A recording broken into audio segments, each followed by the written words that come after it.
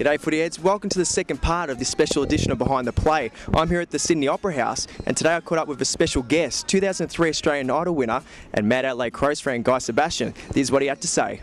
Alright Guy, thanks for joining us mate. No worries. Now, I heard that you're a huge Adelaide Crows fan. Uh-huh. Yeah. I am. No, I'm an ambassador for the Crows and which means I get free passes. But I grew up in Adelaide, so I played a lot of footy growing up and played at school and then played for Golden Grove. Oh, really?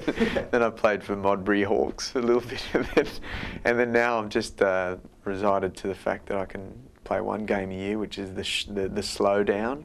Oh, the slowdown. Which is our sort of charity match. You know when Port played the Crows, it's the showdown. Yeah, that's it. Well, they do a charity match every September or October, and it's called the slowdown. And I get hammered, because they go hard. Like the first year I played, it was all fun. There was probably a few people that weren't players, and then I think the last time I played, really there was probably only me and Limo, who's a radio guy, and I think everyone else were players.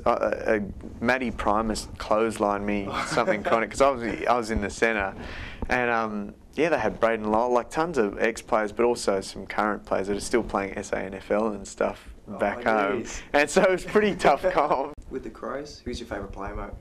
You can't really go past McLeod. I think he's been the guy for. He's been the guy for so many years and still sort of delivers. And what about with your music schedule? Mm-hmm. Do you get to go to many games? Not anymore. See, I mean, even now, like I used to know every player. I used to know everything about every player, in the AFL. And now it's just because I'm travelling heaps. And in New York, we went to an AFL bar over there, but it's like otherwise you can't see it, you can't watch it. There's no channel that's really showing it unless I go online and do something fancy. But I'm not that much of a tech head, so it's I don't get to watch it as much now, unfortunately. Now, Leighton Hewitt used to be one of your neighbours. Yeah, down in Palm Beach. Did you ever sit down and watch the footy with him? No, I haven't. No.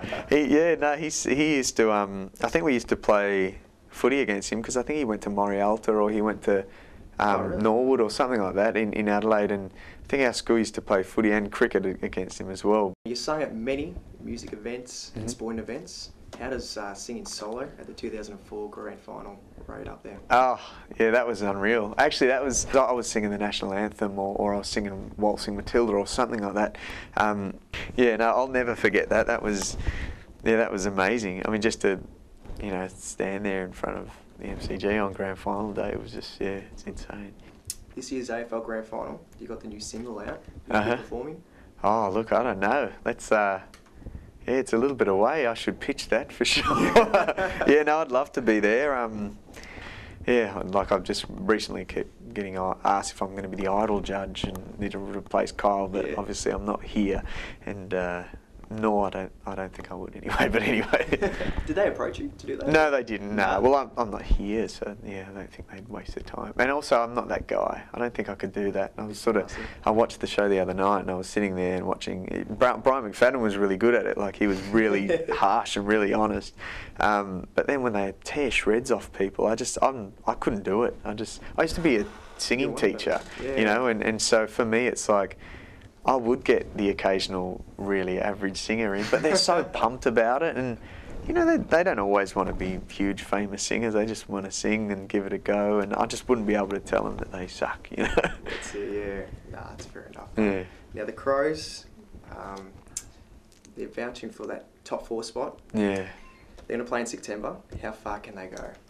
I guess it's just sort of digging themselves out of that hole, because I mean they got smashed by the Saints, and then I think they played Geelong. They lost by 4 points. Yeah, it was a tight one. And then they just lost another really tight one. So it's been a bit unlucky. So I guess it's just a matter of just picking it up, and because they got a great team, a lot of young blokes, but sort of they had last year to.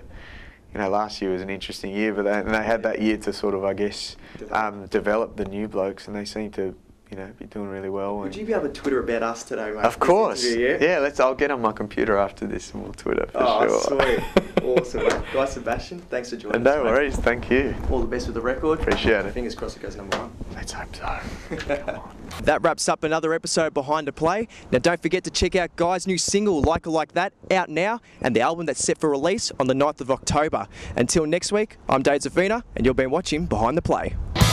Miranda Kerr. Yes.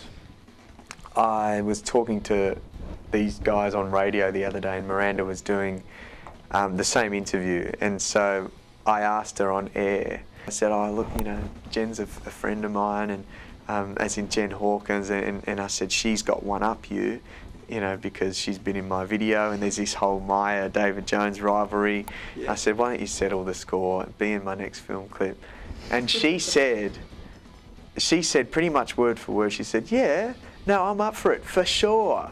So you're going to hold it to her? Holding her to that, for sure. Do you think she'll be in the next one, or what, the next video? Oh, look, I'll ask, because she'd be amazing. I mean, because I reckon she'd be great, like doing a little bit of acting and stuff as well in the video. It'd be good to see her in that role.